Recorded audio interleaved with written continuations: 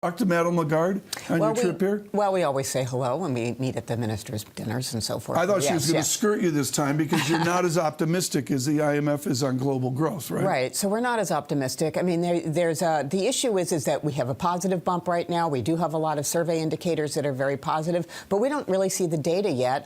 We're interpreting the data a little bit differently, perhaps, than Madame Lagarde, that we just don't see the data coming in on investment. We don't see the data coming in on wage growth. And until we see those two things, we're still worried about demand. And then, of course, there's the issue on potential output, the productivity issues. And we see those two related. And you know, going into 2019, we're not too sure about that. You are the queen of hard data. Yeah. There's no question about that. Right. What do you think of this hard data, soft data debate? It's a new vogue, isn't it now? You wouldn't have taught that at Brandeis.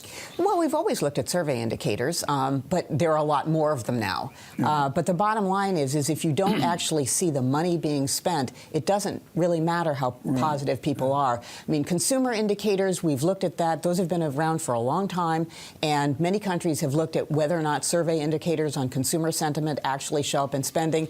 Not so much. Okay, so why is that, Dr. Mann? And actually, what will show up in consumer spending? So, you know, in terms of what consumers, what they say and then what they do, you know, they can be optimistic and they don't spend as much because they actually open up their bank statement and say, got a problem here.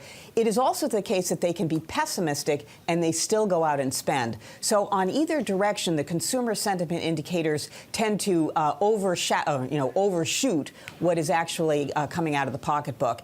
And certainly for business as well, what matters is, are they going to see demand for their products? Are they going to be able to make profits? And that, you know, that's about the money. That's not about the sentiment.